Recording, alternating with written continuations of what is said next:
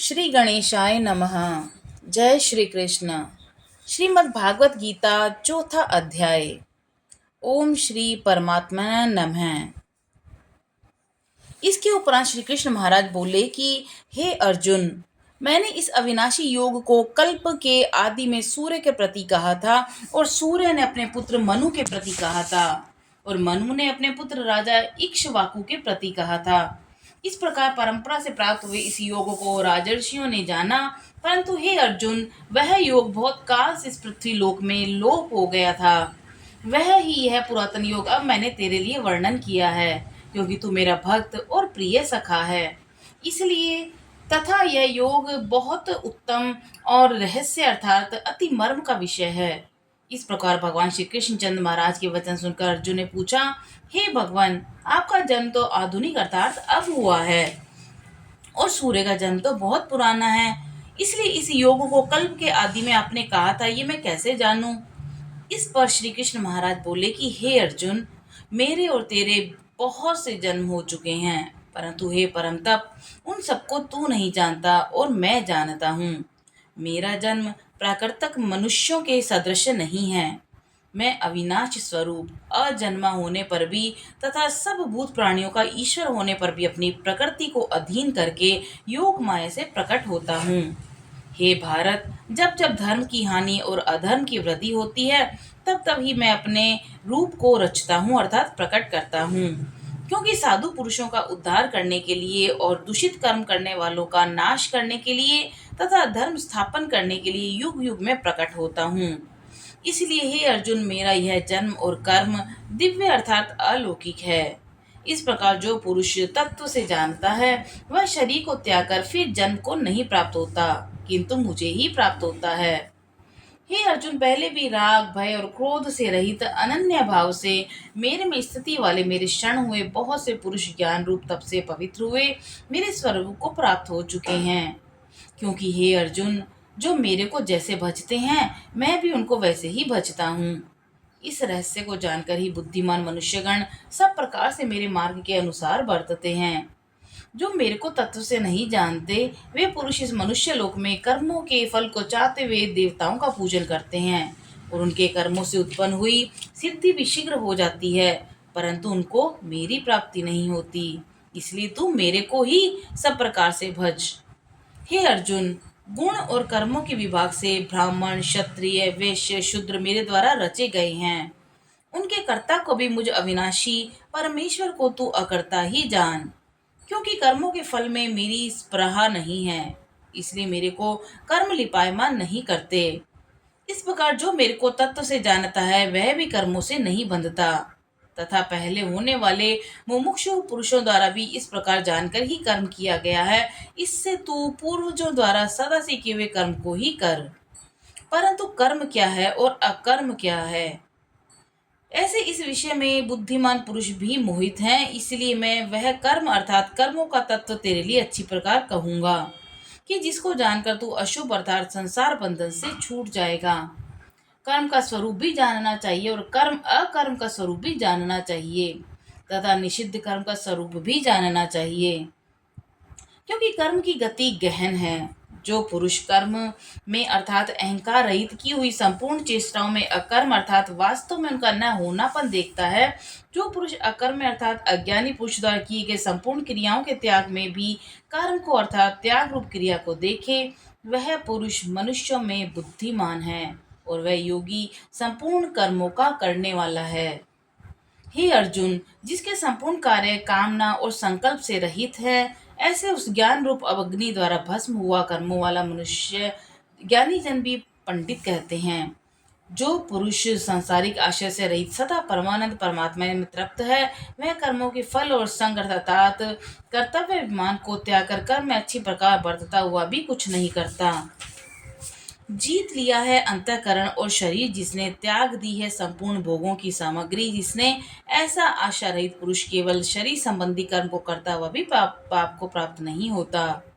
अपने आप को जो कुछ आप प्राप्त हो उसमें ही संतुष्ट रहने वाला और हर्ष शोकादि द्वंद्वों से अतीत हुआ तथा मत्सरता अर्थात ईर्ष्या ईर्ष्या से रहित सिद्धि और असिद्धि में समत्व भाव वाला पुरुष कर्मों को करके भी नहीं भेदता, क्योंकि आसक्ति से रहित ज्ञान में स्थित हुआ विचित्त वाले यज्ञ के लिए आचरण करते हुए मुक्त पुरुष के संपूर्ण कर्म नष्ट हो जाते हैं। उन यज्ञ के लिए आचरण करने वाला पुरुषों में से कोई तो इस भाव से यज्ञ करते हैं कि अर्पण अर्थात स्त्रुवादिक भी ब्रह्मा है और हवि अर्थात हवन करने योग्य द्रव्य भी ब्रह्मा है, और ब्रह्मा रूप अग्नि में ब्रह्मा रूप कर्ता के द्वारा जो हवन किया गया है वह भी ब्रह्मा ही है। इसलिए ब्रह्म रूप कर्म में समाधिस्थ हुए उस पुरुष का द्वारा जो प्राप्त होने योग्य है वह भी ब्रह्मा ही है। और जो दूसरे योगी जन देवताओं के पूजन रूप यज्ञ को ही अच्छी प्रकार उपासते हैं अर्थात करते हैं, और दूसरे ज्ञानी जन पर ब्रह्मा परमात्मा स्वरूप अग्नि के यज्ञ के द्वारा ही यज्ञ को हवन करते हैं। अन्य योगी जन श्रोत्रादिक सब इंद्रियों को संयम और स्वाधीनता पूर्वक अग्नि में हवन करते हैं अर्थात इंद्रियों को विषयों से रोककर अपने वश में कर लेते हैं, और दूसरे योगी लोग शाब्दिक विषयों को ईश्वर इंद्रिय रूप अग्नि में हवन कर देते हैं अर्थात राग द्वेष रहित इंद्रियों द्वारा विषयों को ग्रहण करते हुए भी भस्म रूप करते हैं।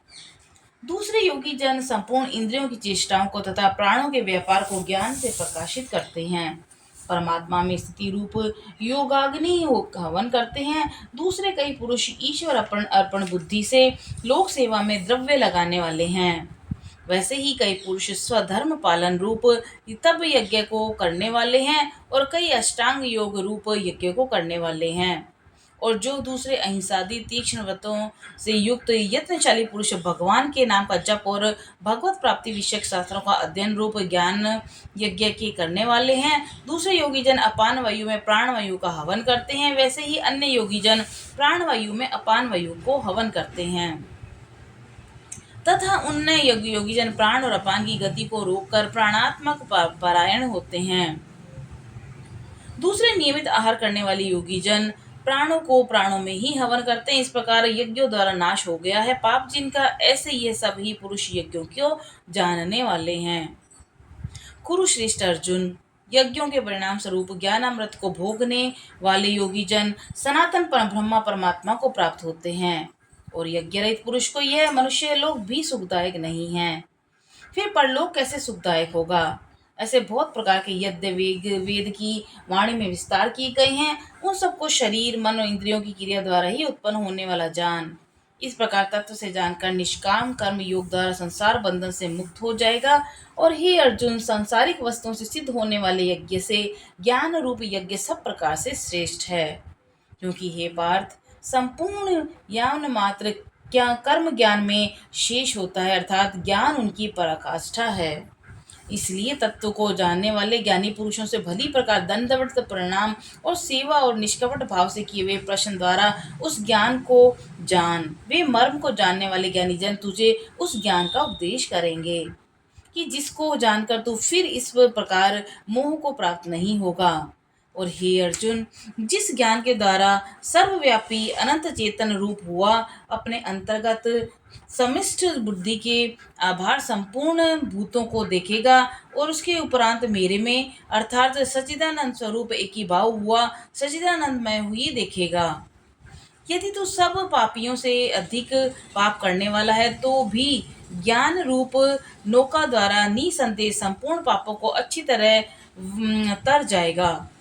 हे अर्जुन, जैसे प्रज्वलित अग्नि ईंधन को भस्म कर देती है, वैसे ही ज्ञान रूप अग्नि संपूर्ण कर्मों को भस्म कर देती है। इसलिए इस संसार में ज्ञान के समान पवित्र करने वाला निसंदेह कुछ भी नहीं। उस ज्ञान को कितने काल के अपने आप समत बुद्धि रूप योग के द्वारा अच्छी प्रकार शुद्धांतकरण हुआ पुरुष आत्मा में अनुभव करता है। अर्जुन, जितेंद्रिय तत्पर हुआ श्रद्धावान पुरुष ज्ञान को प्राप्त होता है और ज्ञान को प्राप्त होकर तत्क्षण भगवत प्राप्त रूप परम शांति को प्राप्त हो जाता है।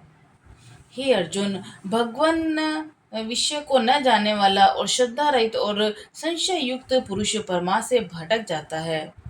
उनमें भी संशययुक्त पुरुष के लिए न तो सुख है और न ये लोक और न परलोक, अर्थात ये लोक और परलोक दोनों ही उसके लिए भ्रष्ट हो जाते हैं।